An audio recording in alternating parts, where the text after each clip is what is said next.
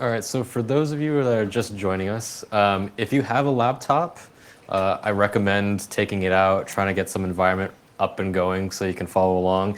It would make things a little bit more interactive and also help to solidify some of the stuff. I'm a tactile learner, so I like to do stuff in order to learn it versus just being told it or reading it. It doesn't really sink in for me. So there's a couple labs that we're going to go through. First, there's a little bit of information to cover, as always. And I've got a flash drive being passed around that has 2 samples on it. That's for the kind of end of our course or our workshop while we're actually trying to reverse engineer some samples. And in the beginning, we're going to actually go through and develop a couple of things. So if you have a Windows VM, that's kind of what we're going to be basing a lot of the stuff we're doing today with. And Visual Studio has an Express version with C++. So if you have a Windows VM or a Windows laptop, download Visual Studio. It'll help you kind of be able to bridge the gap between developing C++ programs and actually reversing them. So for those that have not got the samples yet, as I said, we'll be doing that a little bit later, so there's still time to get them. Right now, the flash drive is up here, so once you're finished, please start passing that towards the back for any of those that have not got those samples yet. All right, well, I guess we're going to get started now. Welcome, everyone.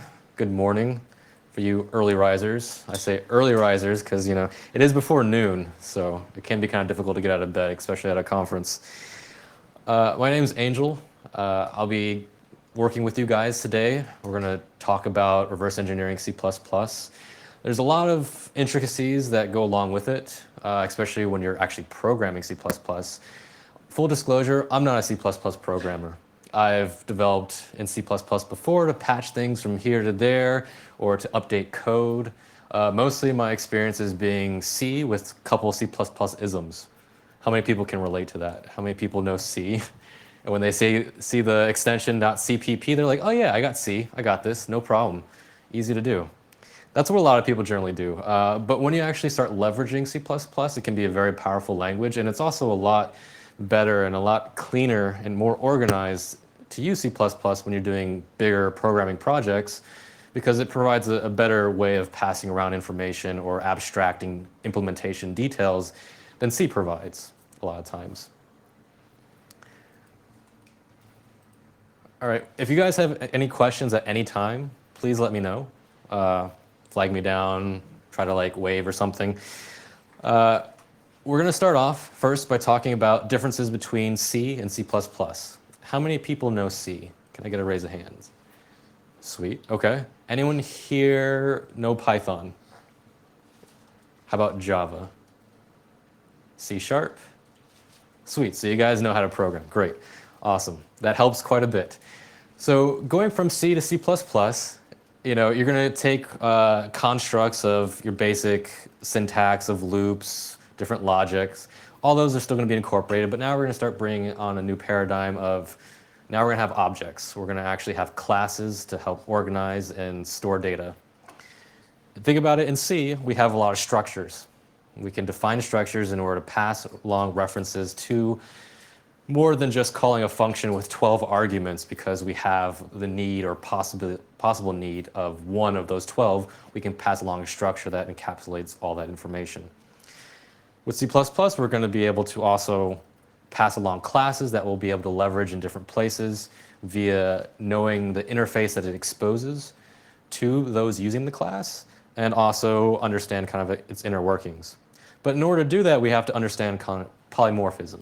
So for those that have done C#, those have done Java, you're already pretty familiar with it. This will be just a basic quick overview. With C++, we also have relationships between classes that become very important when we start reverse engineering it. And this really becomes essential when we start talking about binding types. And I will get into that more later. Finally, we'll wrap up with just trying to develop some broad methodology in order to help you understand and look at a C++ binary. When I first started reverse engineering, C to assembly, okay, cool. I'm learning assembly. This is a little difficult. I'm trying to understand all this stuff. Try to see the forest instead of looking at the trees, all that stuff. Look at C++, nope, forget that. Moving on. I have no idea where all these pointers are going to, all these structures. it can be a little daunting at first, but if you understand the kind of the core part of it, it becomes basically just like reversing C or any other compiled language. All right, so let's start branching that knowledge between C to C++. This is not comprehensive in the least bit. I'm just going over the least amount in order to help us know what we need to look at and understand what becomes in, or what happens when we're developing C++ and what it becomes when we're reversing it. So a lot of things we actually don't end up paying attention to. So I'm just going to focus on the things that make sense and that help us to understand when we develop it and when we look at it. We have a couple of new keywords. There are many new keywords, but the ones we're going to focus on are namespaces. We're going to focus on visibility issues, and those are like private, public, protected, and also the this keyword. We have, when programming, we have the scope operator. We also have constructors and destructor, and getter and setter methods. So for all those that have done Java, pretty simple, pretty basic, no problem whatsoever. When we think about reversing, though, the namespace. Namespace is just basically syntactical sugar for the developers. It allows you to easily access functions instead of fully quantifying, the module that they're a part of and then the function name. With namespaces, we're able to include a whole module itself and then be able to access those functions via calling them directly instead of fully quantifying them. Visibility issues. When we develop, by default, C++, any class, well, I'll show this a little bit later, but any class declaration, all members are private unless otherwise declared. So private, can someone tell me what private means? Yes. Accessible only to the scope of the class? Exactly. By external objects? Exactly. So in case anyone didn't hear that, it's anything that's marked private is only accessible within inside the class. It's not accessible outside of the class. Keep that in mind. All right. Public, what's public? The opposite? The opposite, okay. Good. We got one person that's awake. Everyone else is still here, hopefully. And then we also have protected. What's protected? See the guy over there? It gives access to subclasses, but not externally. So it's not public, it's accessible internally, and it's accessible to subclasses. Exactly. So for those that couldn't hear that, protected basically gives us a medium between the two. But it's still not accessible outside of the class. It's accessible to the class and any of those that inherit from the class. All right, so polymorphism. So this we start talking about involves the overloading of methods. Now, a really good example of this is just constructors itself. When you have a class, when you define a class, by default, it's going to have one constructor, whether or not you define it. If you define it, you can supply any number of arguments. But with C++, you can actually define more than one constructor. So you can have a constructor with no arguments, a constructor with 10 arguments, very bad programming practice probably, and any number that you want whatsoever. The way that this happens in C++ is due to name mangling. We're able to take one function that's already defined and be able to redefine it as another function that has maybe different arguments or different number of arguments. In addition, C++ gives us really cool, another syntactical sugar thing where you can overload operators. So if you have one class, let's say number, and you add another number to it, instead of having two integers, actual integer values adding, you can take number class plus another number class and combine them together. It's just kind of a very interesting, niceties that C++ affords those programming with it. All right, so here's an example. Overloading functions is not just limited to the constructor. It's kind of the easiest example to talk about, but we can also overload with functions defined in a class. So for those of you that have done C++, this is a very basic, trivial example. For those that haven't, there's a couple things to note. First, we have a class declaration. Class declaration is somewhat similar to a struct definition, except for in a structure, in C, you cannot have functions that are actually corresponding inside them. You might be able to store function pointers and then call them later to kind of get around that. But with C++, we can actually define our own functions in it. Now, this chunk of code, what's the visibility of these functions here? Someone says public. Defaults to private, correct. Yeah, but shouldn't the constructor be public rather? It should be. It definitely should be. But if you were to take this chunk of code, paste it into Visual Studio, and try to create a new instance of this class, it will say that this constructor does not exist. So keep that in mind when you're programming. It's easy to think, oh, constructors should be public. They should be accessible to anyone trying to access it. However, it's all dependent on what exactly you define. So all this is private, though it needs to be a little short code segment in order to put into the slide. We're just going to assume that's public, okay? So these are public. Skyscraper, this is a subclass of building. Building is its parent. This is the notation for defining that. And skyscraper has two functions. They actually are named the same thing. And this is another place where we're dealing with overloading. So at compile time, what happens is the compiler will look at and understand the parent class has get number of floors. It will compile that down to a unique identifier for that class and the function name in addition to its arguments. When it looks at skyscraper, it will do the same. So there will be two get number of floors, and each of them will be their own. When we look later at developing some C++, we'll be able to look at the disassembly and we'll see the name mangling and how it occurs. Any questions so far? All right, here's another example. Just because usually when you start talking about C++, you talk about overloading operators, people are like, wow, that's really interesting. I want to see an example of that. This is just a quick slide to show an example of that. Here we have a person class. We're overloading the ++ operator. So we're incrementing a person. This is a good way for us to say, hey, we actually want to increase the person's age instead of creating a function that takes in, or a full declaration of person dot increment age by 1. That's a long name to have in your code, and you probably want to shorten your code.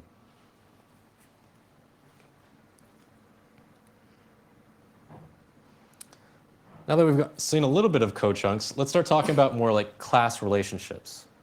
In C++, there are 3 different types we're going to talk about today. The first one is containment. So you're going to have different classes. Class A will contain class B. That's what we're referring to. So here on our side, we have square, which takes in a length and a width. It might have other functions that may get its area. So if it has a function area, that's going to be really helpful for the cube class. It doesn't have to go through and understand how exactly square is implemented. It just knows that it can call its getArea method, get its area, and then calculate the remaining area by multiplying it by its height.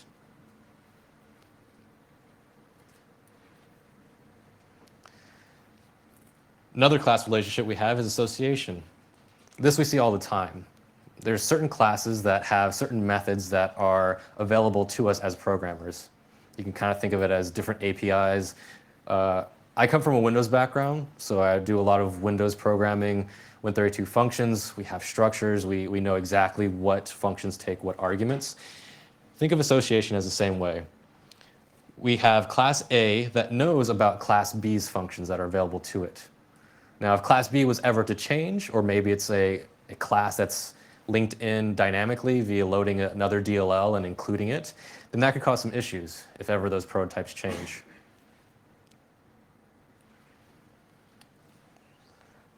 Our last type is inheritance. Now, this becomes really important because it helps for us to define abstract interfaces or generalizations of classes that we're going to use. It also easily provides ways to have different class types that we then can either cycle through in a program. So let's say maybe we have a parser class. There are many different parsers. Maybe we're taking in a CSV. Maybe we're taking in an Excel document. Maybe we're reading in HTML or XML. All those are different parsers in themselves. Having a parent class as a parser helps us to generalize stuff and also to expose certain API that can be leveraged no matter what kind of parser it actually is.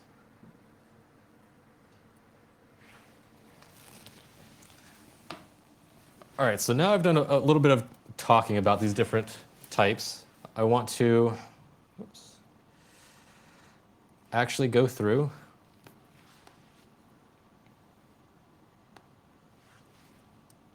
Windows 8. Forget that it automatically puts it in standby if it's not used after a while.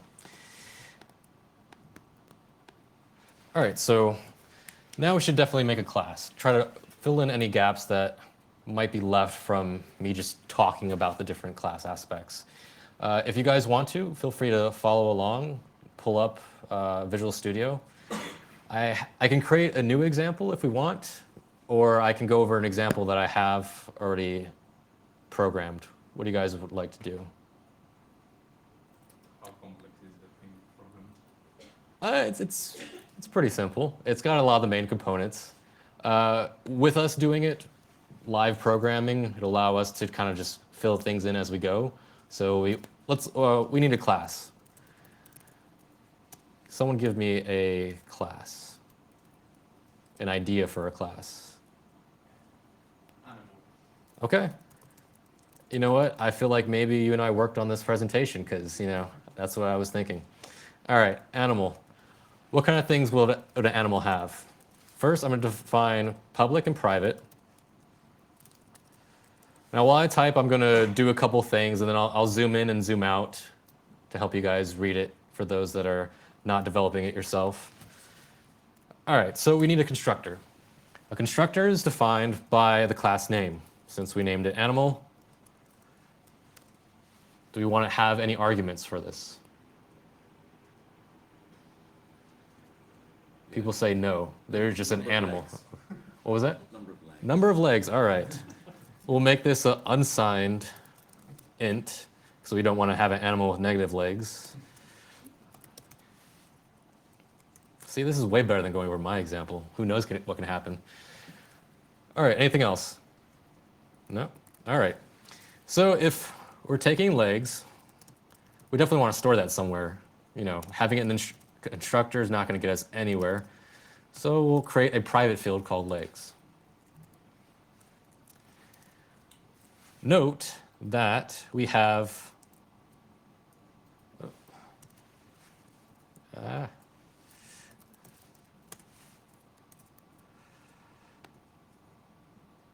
note that I named it legs in both instances. Much like with Java or C#, this can be done, but we need to use this operator.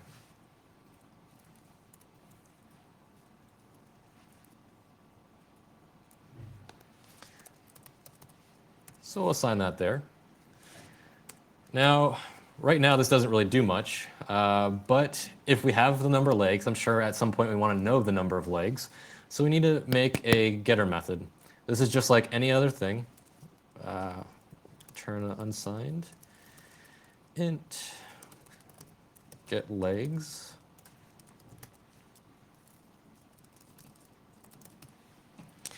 Since now I no longer have a collision between argument names or local variable names or global names, I could just say legs if I want to.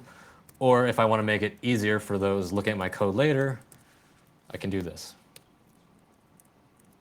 Sometimes I want job security, other times not. For today, we'll put the this in order to include it. All right, anything else? All right, well, just to make things interesting, we'll add another, whoops. And we'll make this, we'll give the animal a name. One of the nice things about C++ is the inclusion of a string object. This kind of makes using char pointers or Unicode pointers a thing of the past, which is really nice. And also to make things interesting, I will, oops.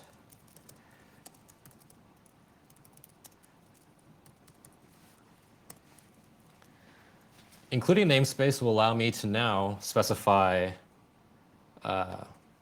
let's say in our constructor. In standard library, there is a cout. So cout allows you to print out to the command line. So think of it as your printf. Just a little bit nicer in certain respects, especially depending on the arguments that you choose.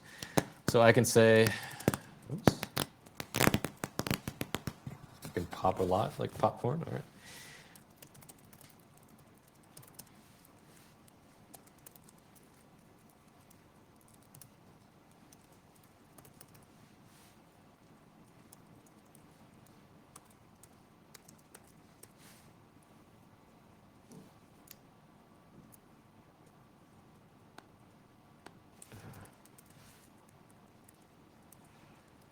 All right, so now whenever the constructor is called, we're going to print out this animal has however many number of legs.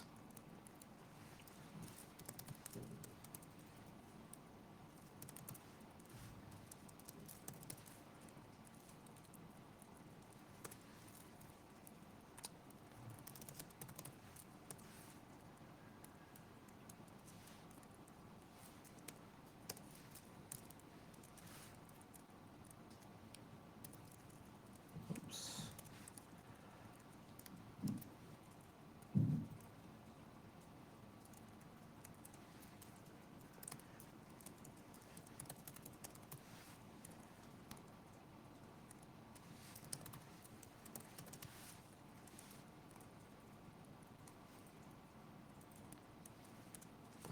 Actually, I do want to. So unlike printf, usually, do you need to define a new line character? Yeah. Yep. I'll- Yep, you do. So much like cout, anything you pipe out to cout, it's going to do it without any new lines. So for our own sanity when reading this, we probably should include new lines.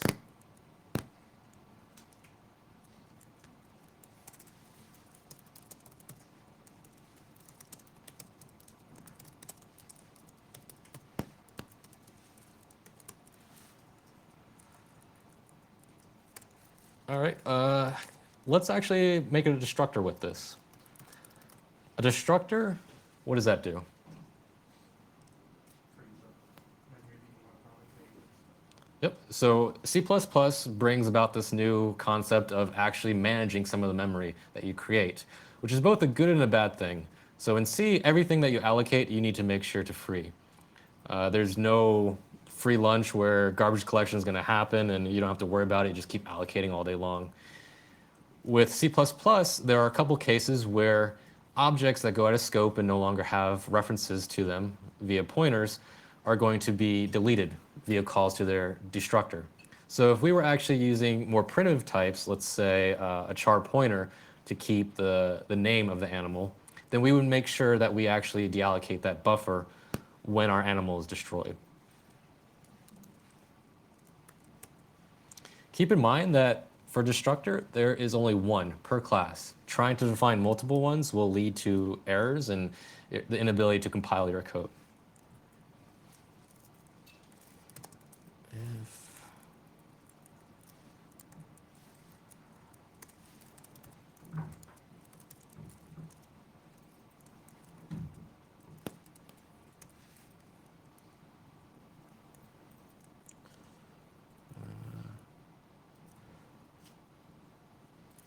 Nope, that's.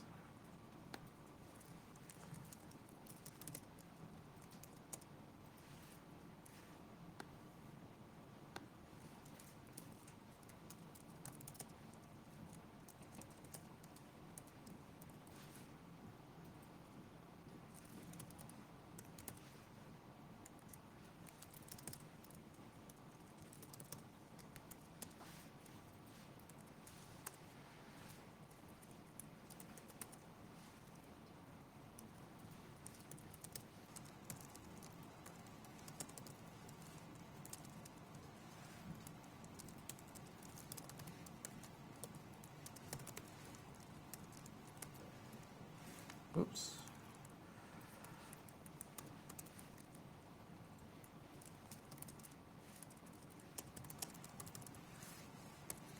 All right, so in our destructor, if we provide a name for our animal, and we've grown attached to it, and we actually care if it dies. I just put a quick statement saying so.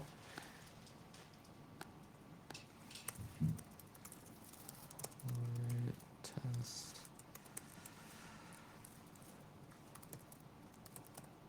To create an animal instance, much like in C, you have the opportunity to put things either on the stack or in the heap. To create a class object on the stack, keep in mind, once that function returns, that is no longer going to be on the stack, in which case the destructor will be called on that object. If we wanted to, we can create on the heap and then pass it around. That also has different benefits and unfortunate side effects. So sometimes if you do not free this memory, you might have a memory leak. But simply doing this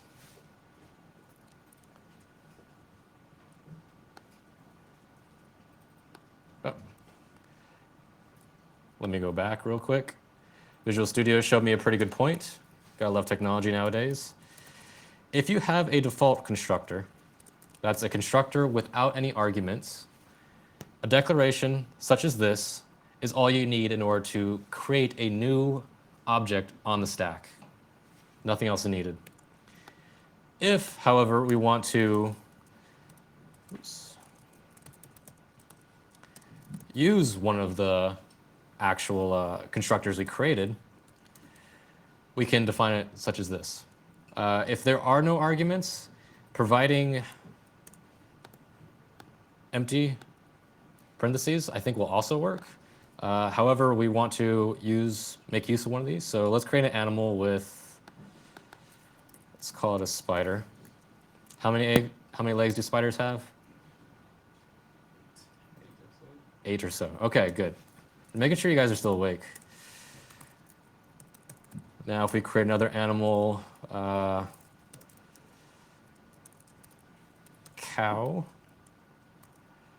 and we pass it, what are we going to name our cow? Steve. Was that a moose? Steve? Okay. Now in our test function, we have made use of all the different types of constructors we made. Since all of these are created on the stack, we provide simply cow dot as if we created a structure on the stack. Now we can get the number of legs, we can get its name, we can also invoke the destructor ourselves.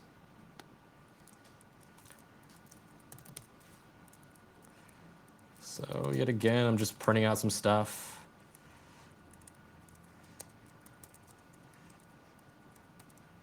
What am I going to print out? Steve is eating some grass.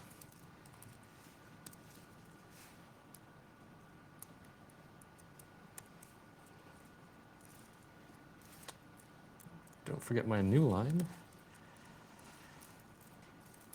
See out. Spider dot get legs.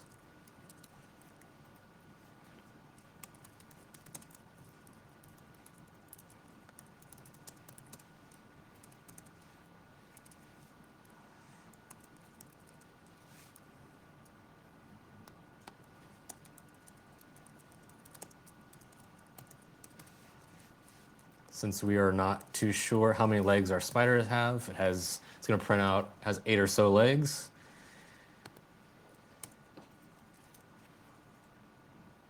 Just to help further illustrate this, let's all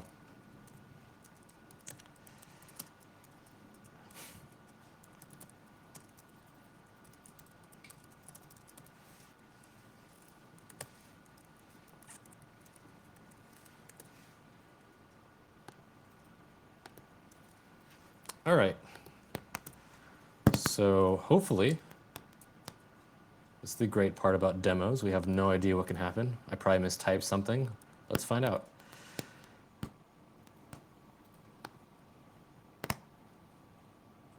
How many of you are not familiar with Visual Studio? Okay. All right, cool. In that case, I will give a brief little overview before we do our lab of how to just generally use it to make things a little bit easier for you guys. Over here in this area, if we click within there, we can actually set breakpoints at different lines. So that's what I'm going to do. I'm going to create a breakpoint here in our main function. And what I just did, I don't know what version of Visual Studio you guys are using. This is 2013. But notice that test is kind of bold, whereas pets is not. Test is set as the default project, so when I start a new debugging session, it's going to actually start running the one that's set as the default.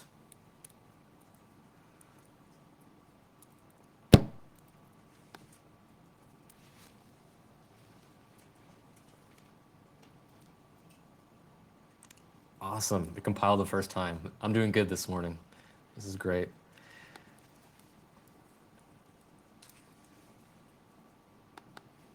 All right, another thing I want to show you guys, this is where we're going to help start bridging our gap between developing C++ and actually reversing it. Visual Studio allows you to look at the disassembly. This is going to help you to see, okay, I have got a call to a function. This function is either an actual function or it's a method of a class. When we're looking at it, we see that a call to test, which is just a regular function, is seen as a call to the function. Plain and simple, easy to do.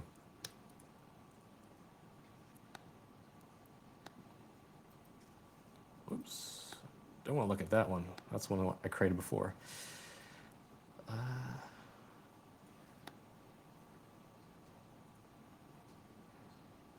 All right. On the side, we've got a couple of different buttons. So I'm using VMware Fusion, and unfortunately, VMware Fusion doesn't like when you do F11. It's reserved for something else, so it doesn't go across correctly. If you guys are using Fusion, you might have the same problem. But F11 is the step into. F10 is the step over. And I believe it's Shift F11 will step out of. So I can hit those buttons there and still get the same effect. So I'm going to step into test. And I'm just going to press F10 to continue stepping. Move this over to the side so we can see this. All right, creating an animal. Remember, we have absolutely nothing going on in the default constructor. That was just to show you guys that it's needed in order to provide it with no arguments whatsoever. With Spider, we have, it should be printing out the count, right? So let's step over. Oh, fail. Okay, clearly I'm not doing good. We've got an invalid null pointer. And this is probably due to me switching up between char stars and strings. So this right here is probably an unacceptable thing to do.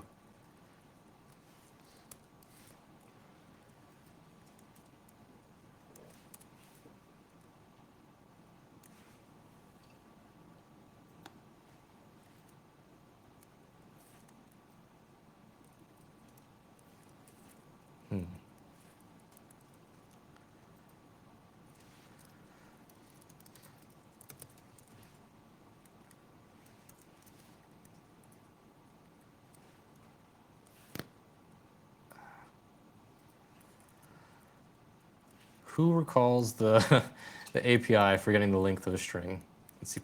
You C++ programmers out there.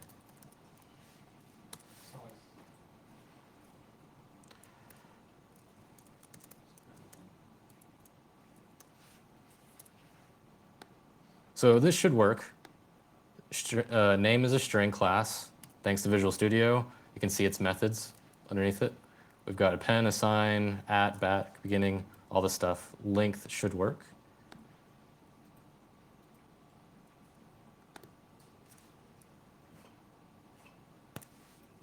Nope.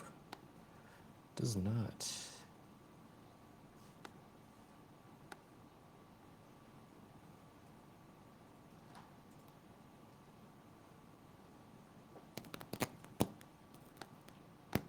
See, this is what I get for listening to you guys. I create a name. Now I don't even remember how to do that. All right, in that case, I'm going to just simplify this. Wow.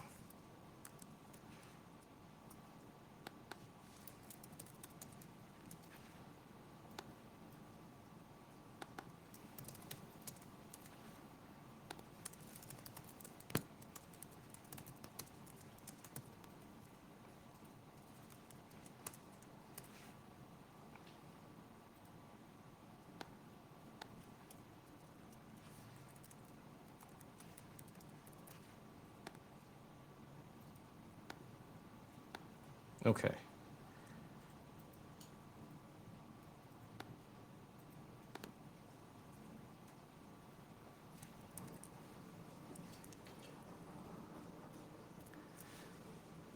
All right, now we've fixed that. We see that it prints out animal has 8.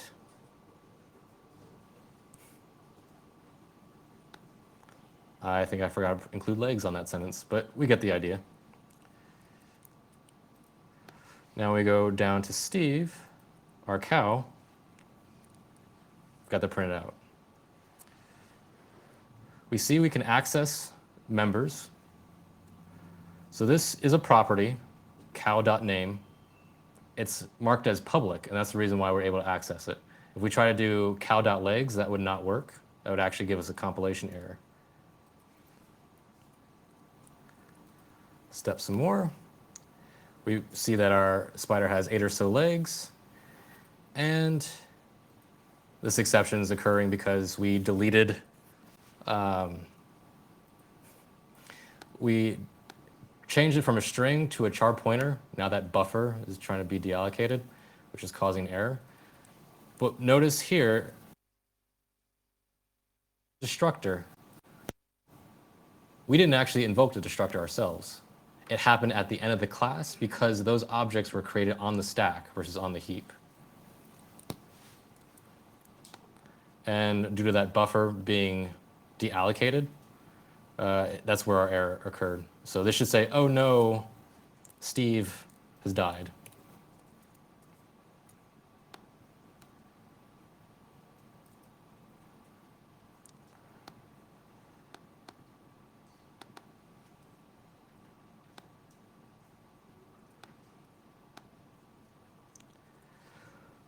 The way to get around that error, which I will save for you guys doing a lab, what you would do is you need to copy over that string over to a new buffer that's allocated for that class object. So that way that class has access to that string, and then free it in the destructor. All right, so here's another class that I created. This class is just kind of also showing some of the additional points that we want to make sure we know for when we're developing our own. So the IO stream is just so I can use the cout, pipe things to and from it. Again, using the standard namespace. Here I just defined a kill for delete. That's another way to invoke the destructor, as we'll see a little bit later. Here I have a class pet. We got a protected name. We also have 2 different methods that we can call with it, speak and then also to get its name. We're going to use pet as a parent class with dog as the child class. With C++, if we wanted to, we could actually do comma and then provide multiple parents. So if we had some crazy class that needed to implement functions defined by another abstract class, we could do that easily. By default, this is private, so even though we don't have it actually declared as private, it will be. One way to just quickly show and test that out is if I was to come down here to spike, do a dot. Notice we don't have coolness.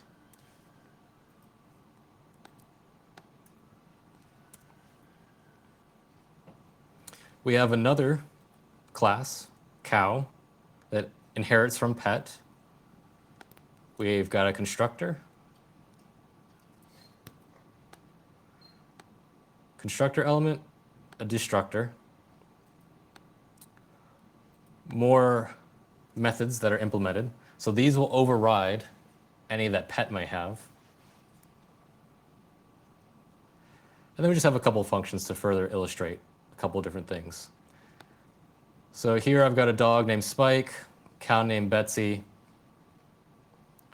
We've got a function where we're creating Old Yeller, and Fido. This is something we haven't talked about yet. But down here we have a concept of creating classes as pointers. This is where we use the new keyword. When using or creating a class in this way, you're basically creating the class object on the heap. Okay? Or sorry, in the heap versus on the stack. So Betsy is on the stack. However, Fido is stored in the heap. Okay? Any questions? No? All right, we'll go more into that example a little bit later.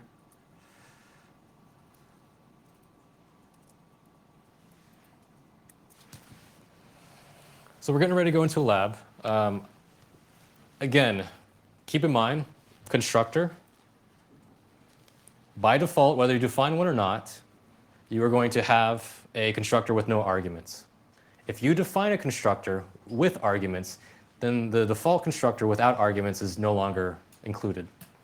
That's why when I tried creating an animal, it said that it doesn't exist because there was no constructor with no arguments. Destructor. Destructor will be there no matter what. It always takes no arguments. Try to create one with arguments and you'll get compilation errors. We've got some getter and setter methods. Remember, there are issues of scoping. So if you create a class but don't provide the keyword public, everything's going to be private. Keep that in mind. In my quick example there, it was just something to show you guys how to go about creating instances of this. In actual development code, what usually happens is you have class declarations with prototypes in them. So instead of actual definitions or implementations of the name function, we would simply have char pointer name, kind of as you would in a C header file where you're providing it with just the bare minimum of the function prototypes that can be used. And the implementation details are actually somewhere else. They're either in another file or hidden away under many layers of long bits of code. So when you create a class with just the prototypes, you actually need to go through and implement them. If you were to do that, you would use this kind of syntax where you define the class name, make sure that this prototype matches the prototype inside the function, and then the colon will provide you the scoping operator. This will let the compiler know that age of 1 year is a method of that class. Keep in mind, this will not work because we haven't actually defined age 1 year inside here. So if you were to create a class prototype, make sure to define them in the class and then actually do the implementation details in that way. Again, an object created on the stack is simply the class name, the variable name going to be associated with it, and whatever constructor you're going to create it with. All right, so with that in mind, I want you guys to open up Visual Studio and actually start developing a class. So we've already done animal. Let's, man, I was going to use like zoo, and we could have like animals with that, but we need something different. Any ideas?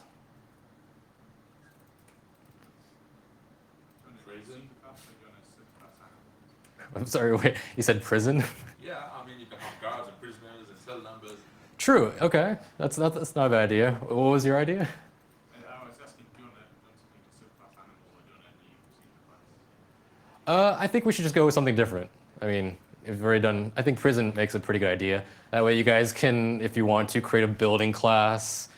Maybe there's like cells inside of a building or implement the people that are inside of it. So we're going to go into just a little bit of lab time where I want you guys to use the topic of prison. This sounds really good for my class. And I want you to create at least 2 constructors Three different properties, a couple of methods, at least two. Make sure to make getter and setter methods for those properties. So that way you have access to them outside. And then create a small little program that leverages those classes. Feel free to use inheritance if you want to, or just create basic classes that will basically just utilize just whatever's in that class. And a destructor is optional if you guys want to do that. I'll be walking around to help out if you guys have any questions. And for those of you that do not have laptops, if you want to still run through this, maybe we can work on the whole buddy system. You can pair it with someone that does have a laptop, or we can kind of huddle up here and I can kind of do some programming with you guys. Okay?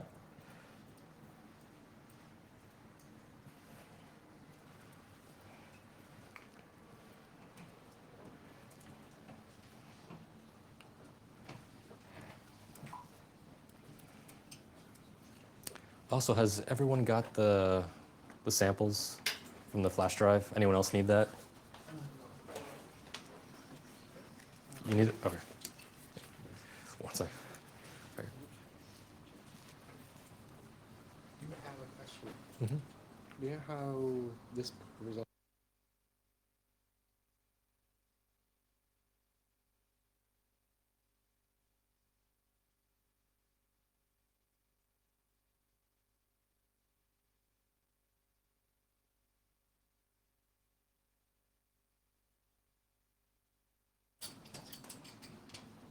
This doesn't make any sense. Maybe I have the wire too tight or something?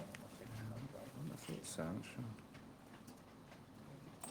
It seems fine.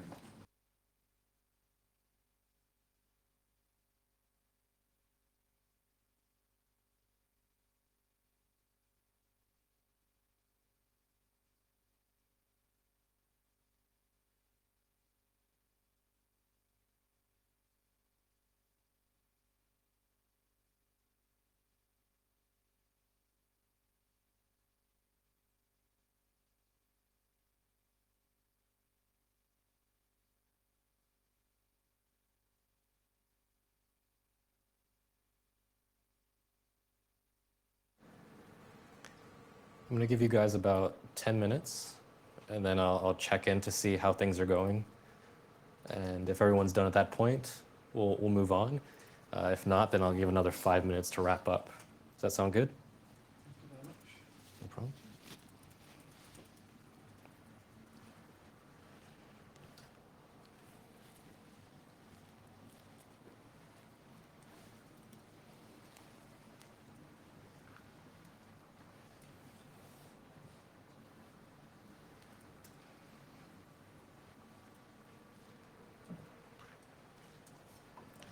And please feel free to flag me over if you have any questions or having any compilation errors.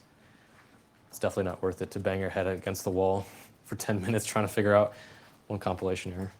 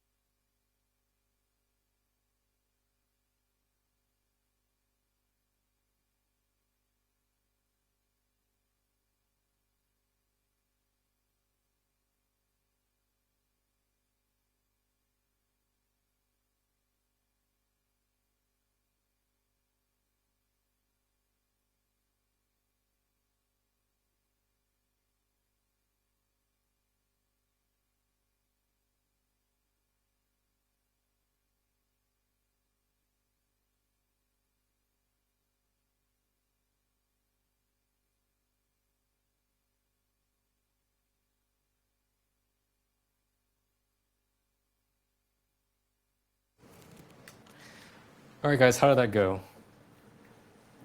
Visual Studio, was it nice enough to you, or did it keep giving you compilation errors over and over again? Yeah. All right. Any examples or things people would like to share? Something that was noteworthy? You thought your prison or prison-themed C++ program was noteworthy? I see a couple smiles, so clearly there's some good stuff out there. Well, when you go to reversing, I'd like to see how it comes out if I've done some inheritance Okay. with virtual functions and see how that looks. Great. Okay. So, I'm sorry. What's your name? Bapa. He was talking about that he created some classes with some inheritance, and we're definitely going to get into reverse engineering these samples soon. Just to show another example, I will show the one that I did.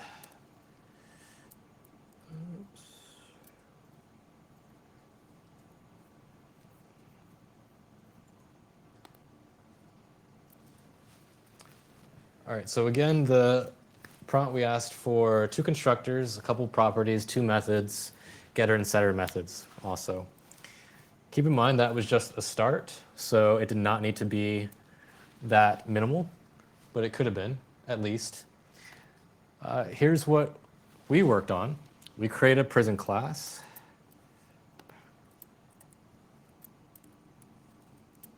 There we go. Our prison has a couple of properties, the number of cells, number of prisoners, and we have a number of wardens. And we also have this Boolean value for doubling up, which we'll get to a little bit later. We have 2 constructors. The first one is the number of wardens and the cells. So whenever a prison is first created, we definitely don't want to have prisoners there already. But in the case, maybe we're defining a prison that already exists and we're just kind of adding it to this program. Here we give a new constructor that accommodates having a number of prisoners, having our whole bunk up argument here. So by default, when a prison is created, we're not going to start doubling up. That's going to be reserved for if we have capacity issues. Next, we have our number of cells, both getter method here and a setter method. And we have the same for each of our properties, except for the double up. So in our prison, once we double up, we never go back. That's just the way it is. Times are hard. But we also have another method, guest limit. So this helps us to account for how many guests, prisoners, we can have at a time. Later on, we developed a small little function that will basically add n number of prisoners to our prison. And in our main function, what we have going on here is we create a prison with 10 wardens and 16 cells. We print out in the beginning, this is how many wardens, cells, prisoners we have. And then we try to add our guests. We know that 30 is going to be a lot more than 16 cells can handle, especially when we're not doubled up. So we've accommodated that for afterwards, bunking up in our prison, and then adding the remainder guests.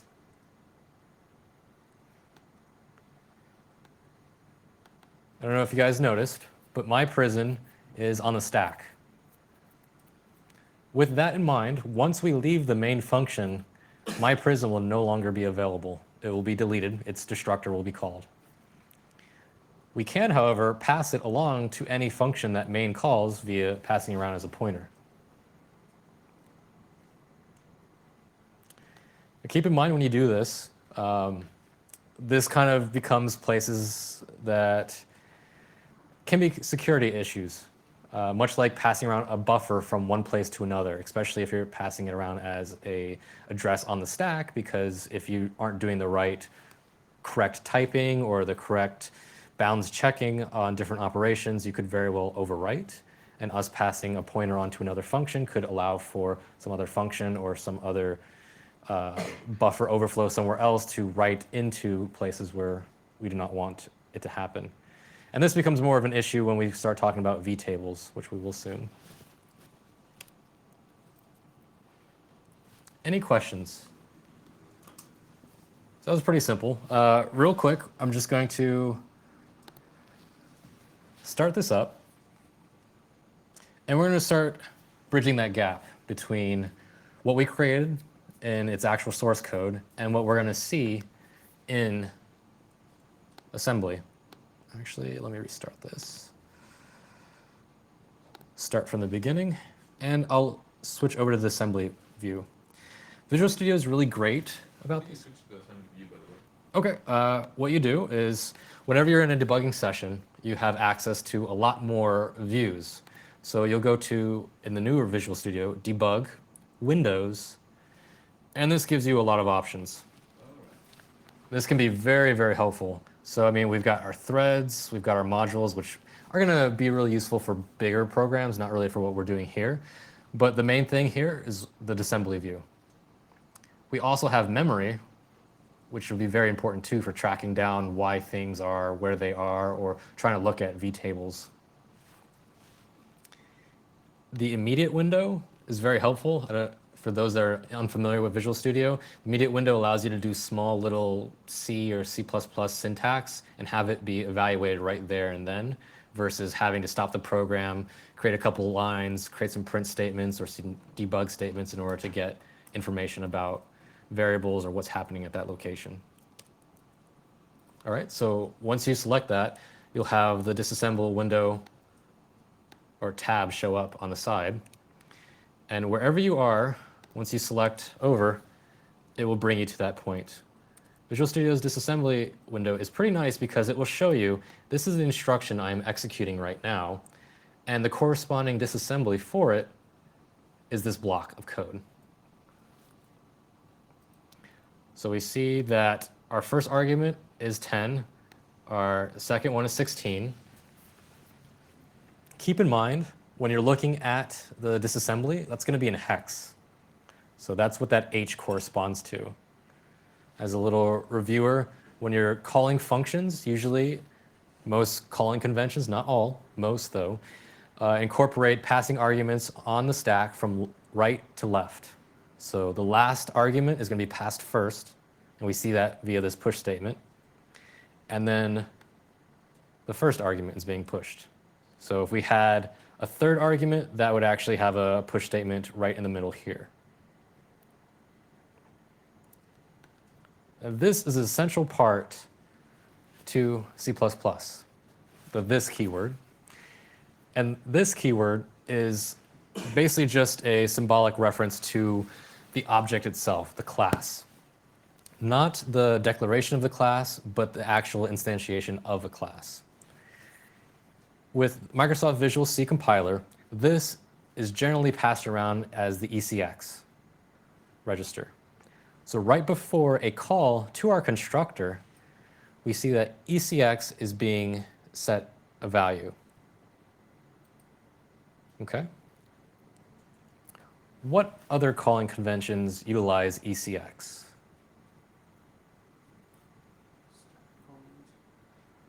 So standard call uses the stack to pass arguments. Fast call, yep. Fast call will use ECX for the first argument, EDX for the second argument, and then the stack for any sequential arguments. Now this is all on x86 hardware. On 64-bit, it's a bit different because you have it already normalized. There's slack space, tons more registers, all this stuff. But we're dealing with x86 right now, so fast call utilizes it. How can you tell the difference between a calling convention that's supplying all of its arguments through the stack versus those that are supplying it through registers? Presumably before the call instruction, there will be either be a lot of pushes or like stack operations, whereas with the registers, it will be move this to the register and then call. Yep, exactly. So a lot of times you'll see if things are being put onto the stack, you might see pushes beforehand. However, keep in mind that this is flexible. I mean, there are malware authors out there that handcraft their own shellcode, their own small programs in order to make things a little more difficult. They also leverage and employ obfuscators or code that expands or condenses their code more than what's usually occurring with the standard compilers. So with that, it really comes to the point of what you see in the actual called function. The called function will give you all the indicators you need. Granted, between the this calling convention where ECX is used for the this pointer and then the stack is used for all sequential arguments, it can be a little difficult to understand whether it's a this call or a fast call.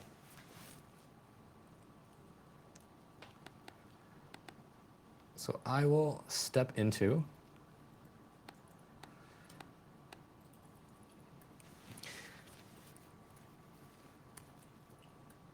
that. Looks like a lot of gobbledygook, doesn't it? This is just Visual Studio. This is a debug build. So debug build is going to have a lot more stuff that's going to help you to further join between what's happening. However, in actual application or production level code, you're going to see just a straight call to the actual constructor. So here we just have an additional step. We're going into prison, just doing a call to it and then a jump. So once more, I will step into. Now we are inside this constructor.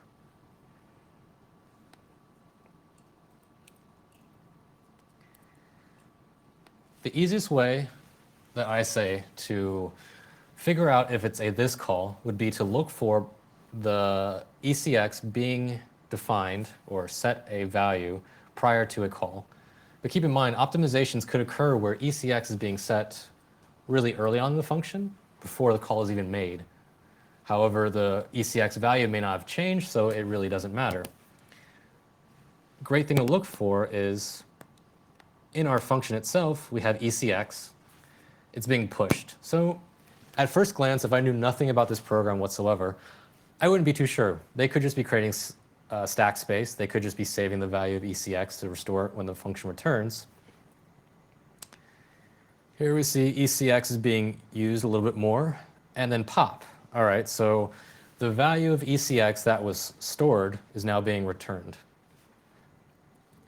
And we are seeing that it's being used before it's actually set. So this is a big indicator that it's either a this call or a fast call. Now, how do we decide whether or not it's this or a fast call at this point? Any ideas? There's a lot of push there's the ESI, UTI. Not many move operations. Okay. So we're talking about there's not very many move operations. When you only have, let's say you have a class instance that has a method in it with no arguments. In that case, it's going to look a lot like this call. Or sorry, it's going to look a lot like a fast call. And the only way to really puzzle it out is to look at the function and truly understand how exactly it's being used. But keep in mind that with objects as classes being passed around, they're going to need to access probably either other methods inside of the class, or they're going to access some members with inside them. So these members' properties are going to be at an offset with inside the this pointer. So a great way of looking at that is right here. We have Visual Studio is helping us out a lot by giving us variable names. But we see that ECX is being restored. This is the this pointer. EAX is being assigned dereference of the this pointer. So the first address inside that location. So think about it as we've got a structure. ECX, oh boy, this is just going to get bad.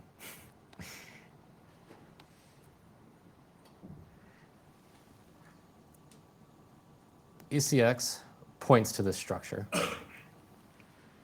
And we are going to start storing stuff in it. So by the way that this is created, we see that the cells are being stored the first place in it. So this is our cells. I'm not going to do that. cells. There we go. And that's in this spot. That is far better. And notice at offset 8, we are storing the wardens. So cells is not, I don't know if you recall, let me actually exit out of that. In our source code, we have number of cells, number of prisons, number of wardens as the actual members inside of the class. And our constructor, wardens and cells, is actually the arguments provided to it.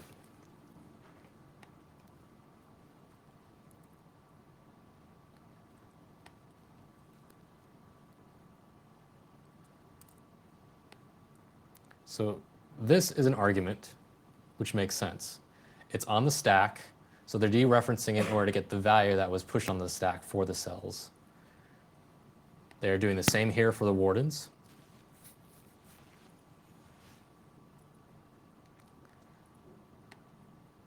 So again, I will draw this out. For our class object, what it looks like in memory, this here is our cells. It's at offset 0. At offset 4, what do we have? Well, currently I don't know. I just see cells, I see wardens, and that's at offset 8. So right now, offset 4 is unknown. Offset 8. This is why I'm in computer science, not an artist. Here we have wardens.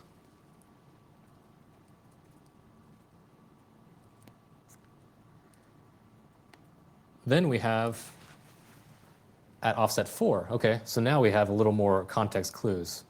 Visual Studio is helping us out a ton because, well, I haven't really been paying attention to it, but we have all the source code, what's happening with each definition here. So we know this is the wardens. This actually corresponds to the prisoners. But if we were looking at this sample, it came from nowhere, we don't have any symbols at all, we would have to look at which offsets are being accessed. And this helps you to better understand, okay, this probably is a class, or at least as a structure being passed along. So then at this point, we have our prisoners or guests.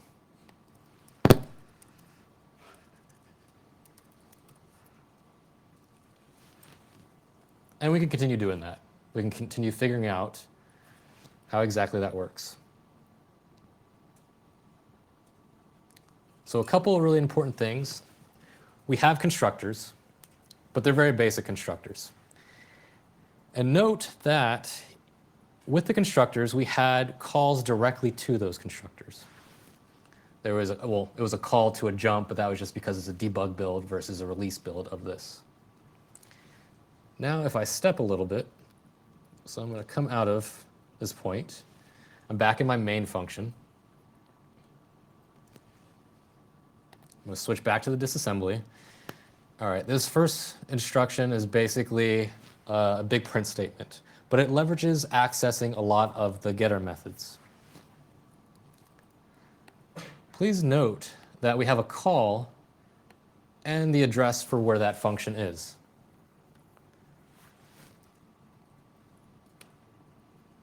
Why do we think that is? Any ideas? No? All right, cool. Then I've got something to teach you guys. This is good. With that, switch back to the PowerPoint, except for not.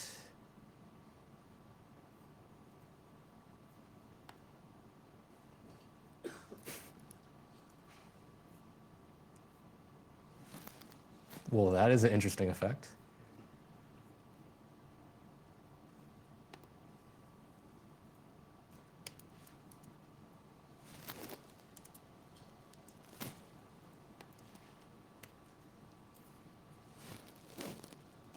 Okay.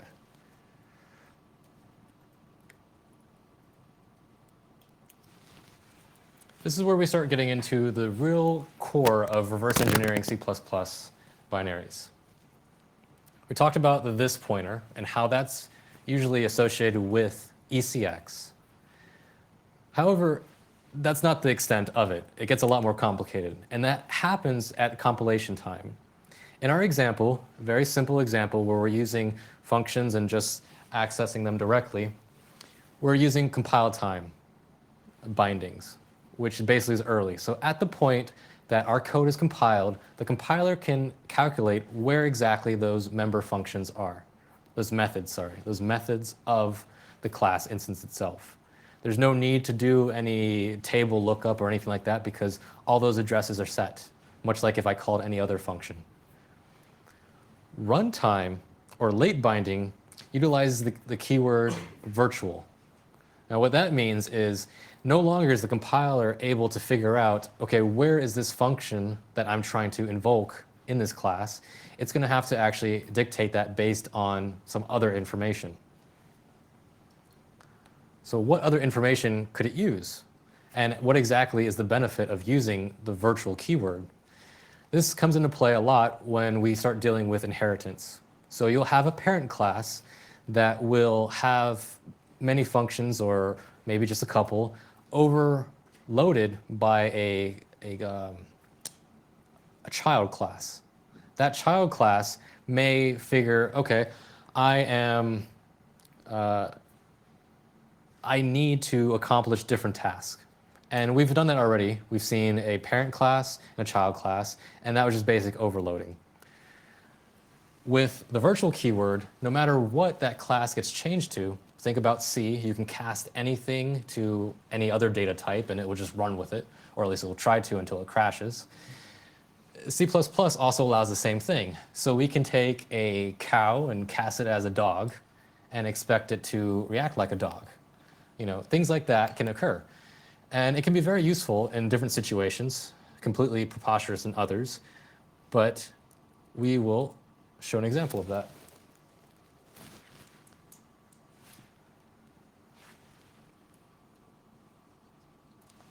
All right, give me a second. I'm gonna try the old Mac fix, unplug it and plug it in again.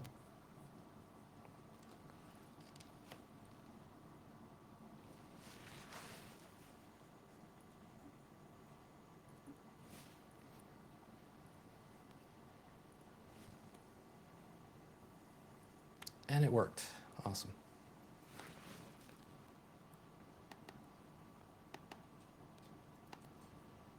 All right, so this brings me around back to my other example, where we talked about, here we have a pet class, we have a dog and a cow.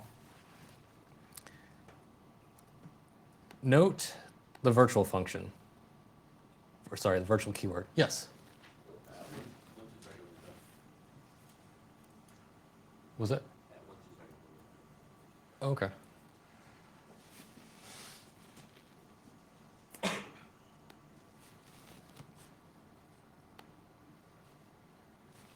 What is going on?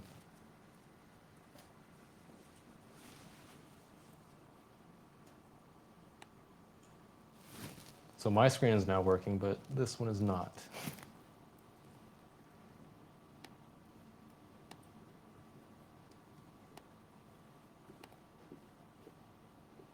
You could try mirroring it instead. That's what, yeah, that's what I just did.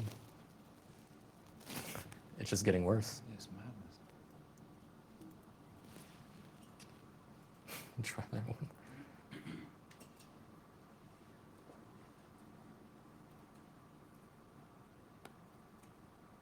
That's strange.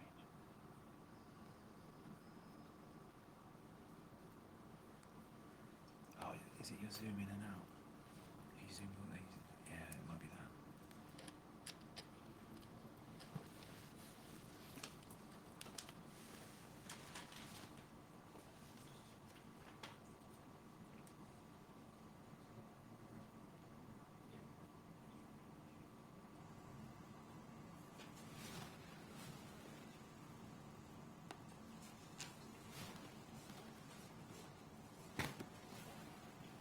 Okay.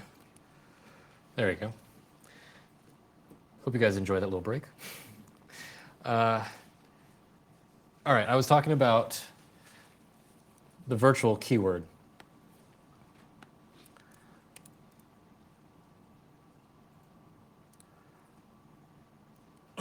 My main function, I have a couple of different instances of these different pets. Anyone have any idea what's going to happen when Betsy tries to speak?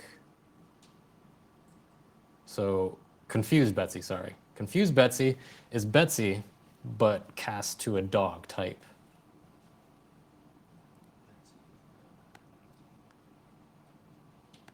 Are they inherited from the same base class or? Yep, so both of them are, well, in C++ and with C, it doesn't really matter if it is the same base class. I mean, you could change a pointer to whatever type you want to, and it'll try to interpret it the best way it can. But both of them are from the pet class. Both of them have the speak function. Here in the code, we see that dog has overloaded its parent pet class, speak, with a wolf, and the cow has overloaded it by returning a moo.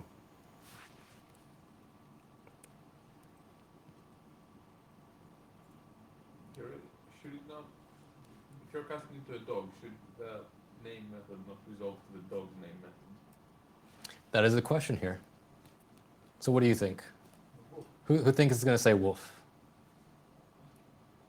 Okay, who thinks it's going to say moo? There's only two options there, guys. Those that did not vote, what do you think it's going to be? All right, well, let's run it. So right now we're not utilizing the virtual keyword. I'm going to set a breakpoint right here where confused Betsy is.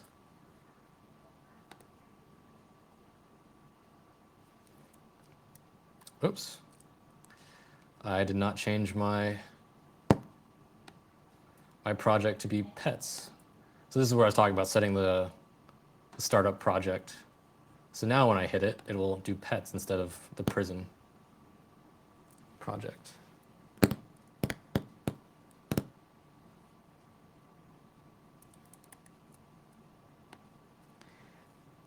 All right, so right now we just have a couple of things printed out, and that was just from earlier statements where we created a dog, Spike, we created Betsy, we made them both speak. There was an old Yeller class that was called. Now we're at confused Betsy. So this is the point where Betsy should speak. So Betsy said wolf. Good job to those that voted wolf, and for those that abstained from voting. I don't know if that counts as correct or wrong. If we continue, we see that Fido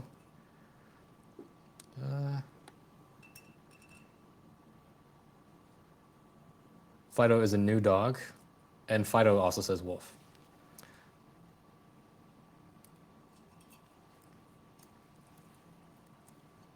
So if you cast Betsy to something that wasn't a subclass of the pet class, should the compiler not error out? I think Visual Studio is smart enough now to tell you, that's going to cause an error. I'm not sure. We can try it right now. Class boo public. Oops. All right, just testing this out real quick. We'll change that. Right, I'm going to see what happened here on send level. Yep, I was going to show that before this question came up. We'll get back to that. If I don't, please remind me. So the pointer to dog just get set to ECX, and then when the main method was called, it would look from ECX to dog. We'll see in just a moment. I like your enthusiasm, though. All right, boo needs a name method and a speak method, so let me get that real quick. So, I mean, you can cast it to anything you want to, but clearly since we are using it in the program, it needs to have certain functions.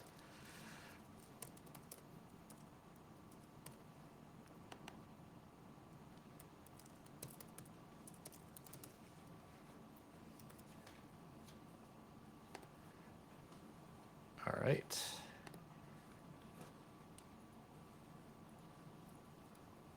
Survey says it'll still work, just like C. You could just cast it to whatever type you wanted to, and it will try to run with it. Yeah. But I think we're going to have some interesting, well, no, we're not going to have any interesting behavior here because everything, and this can also be shown at this assembly view, but notice we've got confused Betsy, and we're calling directly to boo and speak. The reason for that being is we're using compile time bindings. So at compilation time, the compiler knows what address that is according to what's in the source code. It's not looking at the type of it or making any references or assumptions about that at all. So no matter what we cast it to, it's always going to call that method for whatever it's casted it to. Now, if we were to change this up,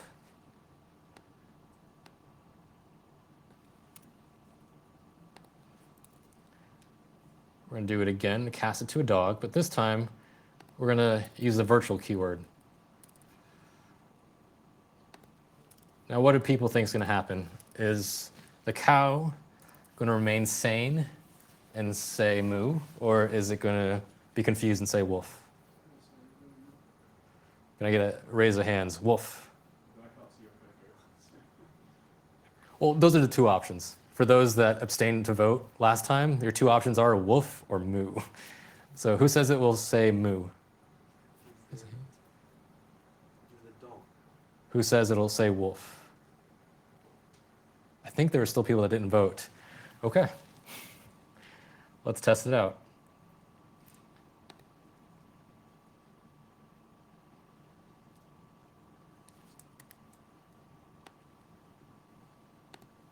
Moment of truth.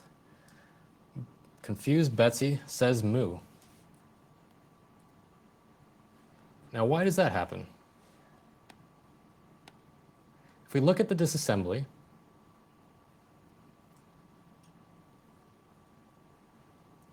we see that instead of a call directly to the dog or the cow's function, it has an indirect call to a register. Tracing this back up, ECX is set with a dereference to EDX. Okay, well, where is EDX? EDX is up here set by a dereference to EAX. EAX is set to, what is this? Confused Betsy. So recall, confused Betsy is basically the this pointer. It's what ECX would be used. And as we can see here, ECX is set to confused Betsy before our call. This occurs because we're using the late binding. How did that look in code again? Like, what did you do differently this time? The only thing that happened differently in the code was,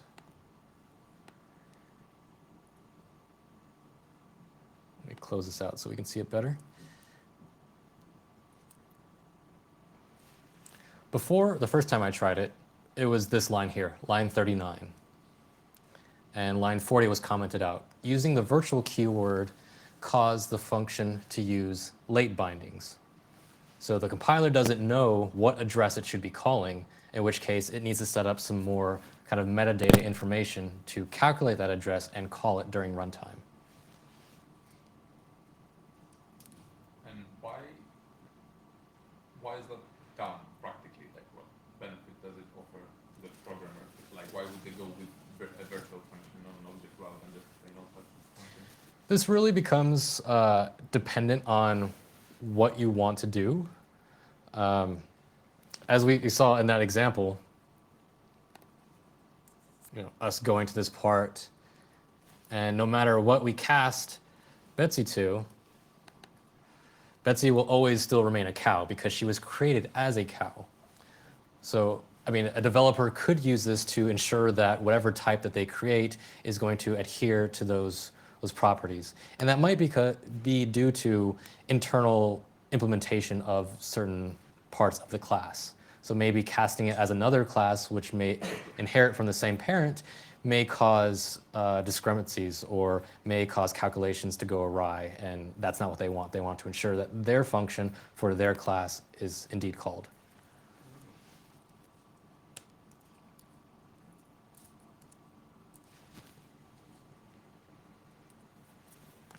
So earlier, I drew a little diagram about how the structure was laid out. We had our wardens, we had our prisoners, we had the number of cells.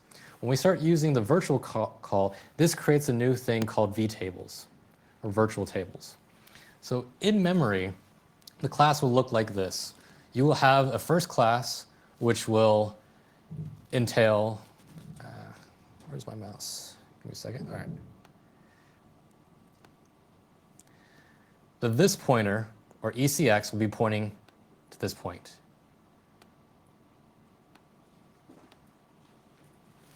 For Microsoft Visual C Studio, for Microsoft Visual C Compiler, the way that these usually show up, the way they're usually structured, is through this diagram. The first address within inside the object itself is going to be a pointer to the vtable. In the instance where we do not have a vtable, however, there will not be any vtable. It will just be the same as if you were to define a structure. That pointer to a vtable is going to contain all the different methods within inside the class that can be called. And all of those methods are going to be virtual methods. They're not going to be ones that are not defined with the virtual keyword. The reason for the first index into the object being a pointer to the vtable is in order to help understand where exactly these virtual functions are. If it was at any other offset, then there would be a need for more metadata in order to ascertain where exactly the vtable for that function is. So the first offset is going to be the vtable, and inside the vtable, if a destructor was defined with Microsoft Visual C Compiler, the destructor is usually the first entry in that table. And that will provide an address for where that function can be found. And then the rest of our object, we have our properties. Again, this is just kind of a generalization of it. This is the way it will happen if you create a Visual Studio project, compile it with just the normal settings. This is usually what you'll see. Different optimizations or different compilers can result in different things, much like GCC will change this up a little bit. So when it comes to actually reversing these objects, what's important to do is to find these structures. If in memory these classes are structured as such, you can create structures in IDA Pro that will allow you to apply them to variables and offsets that you see in order to make it easier. So the class object itself, you will have a pointer to a vtable, and then followed by whatever properties are associated with that object. And then you would need to create another structure that would encapsulate all the functions that it calls. Oops.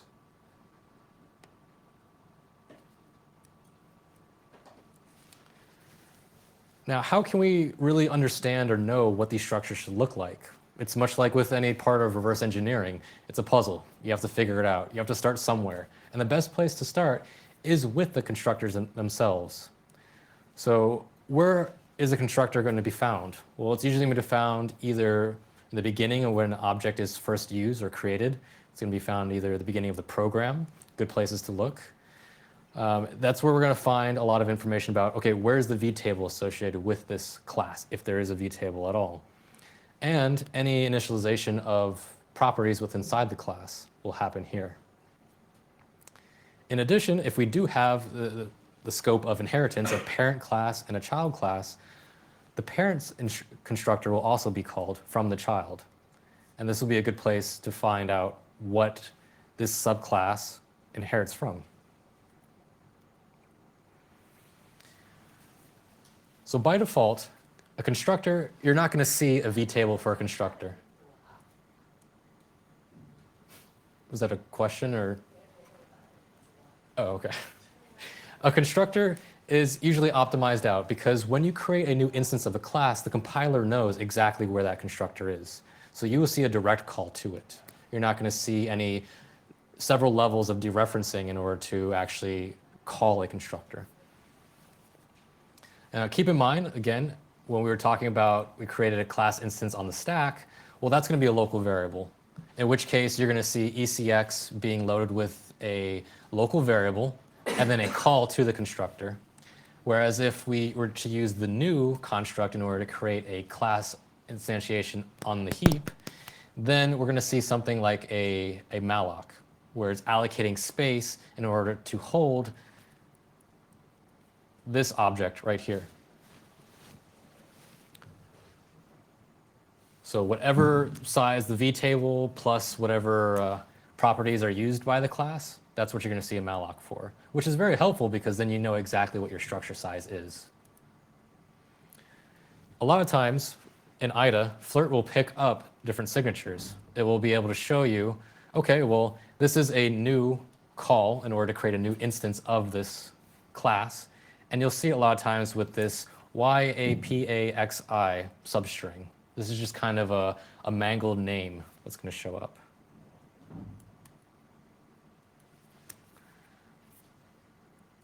All right, so again, I'm going to loop back around to the fact of visibility. Well, we talked about it, we programmed with it, and some of us encountered some problems where it wasn't public, or it was protected or private, and thus it couldn't be accessed in different places. When it comes to reverse engineering, none of that matters at all. You just completely disregard any visibility scope because you can see and you can access everything.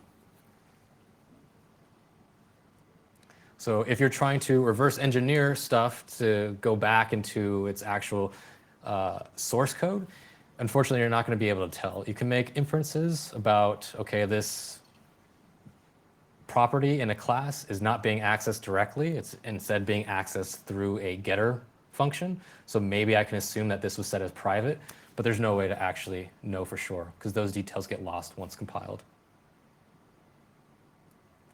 All right, so it's run a little over. I'm just going to finish the slides and I'll walk through an example for those that want to stay around to see how you actually go through about doing it in IDA. When we looked at the disassembly, when I used the virtual function, these were key parts that I was talking about. We saw that ECX was being used in a constructor without it actually being defined or set prior inside the function. So in this example, var8 is a local variable that's being set with ECX. That's the this pointer. IDA is helping us out, telling us that there was an argument passed to it. So this helps us to know, okay, well, the function we are looking at is probably a this call versus a fast call. A hard-code offset, this is going to occur in any constructor for any class instance that has a virtual table or vtable. Because that class needs to know exactly where the vtable is in order to access the members associated with it. This call function, this could be, we'll see, could be either just a call to another initialization function inside the constructor, or it could be a parent class, which the fact that it's loading ECX with this pointer and adding it by 4, that's a pretty good indicator that it's inheriting from a parent class. And that sub underscore 4118b is most likely the constructor for a parent class. So if we were actually looking at a sample, that's a good place to start looking too, because then we can start to figure out, okay, well, what exactly is this, this parent class that is being used? When you start looking at C++ binaries, you start hunting for these vtables because the easiest way to start puzzling out what exactly are you messing with. Is this a big class? Is it a small class? What are the operations that the class performs? If we had a basic number class that we define, we might have an add function, a subtract function, a divide function. In which case, if we found the vtable for all of those, we could tell pretty easily, okay, this is adding 2 numbers, this is dividing 2 numbers, this is subtracting 2 numbers. Whereas if we're just looking at ECX being passed around in the program, that's going to be kind of hard to figure out, okay, this is a number class, something to that effect. So in IDA, what you're going to be looking for is a lot of times a move instruction to a dereference of a register. Remember, in the diagram I had earlier, the V table is going to be the first offset in the object. So ECX is pointing to this address of this object.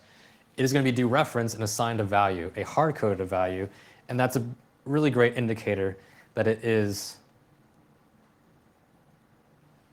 a V table. Once you go to the actual address of the V table, you will see address after address that corresponds to actual code inside the binary. And if you find yourself doing dynamic analysis and you think what you're dealing with is an object, start looking at the ECX register. Once you dereference that, you can see, okay, is this taking me to a V table? If it is, then most likely it is a object created being used. So once you're able to find one V table, it's going to be a little bit easier to find many more, or at least also find other constructors associated with that class object. You'll be able to find constructors, and from constructors, you work your way back to see where those constructors are called. And then you can start tracing through, okay, well, ECX, this is an object, this is its constructor. Where is ECX now being used?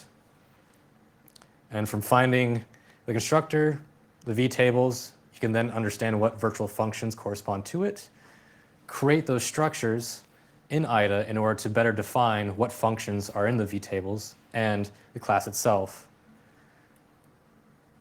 So here's a little bit for additional information. All you guys have the 2 samples. Apologies for going over there a little bit. I'm going to stick around, so if anyone's really interested in me walking through some of the actual IDA reversing of a C++ binary, then stick around. If not, you guys are free to go to lunch, and thanks for attending. Yep.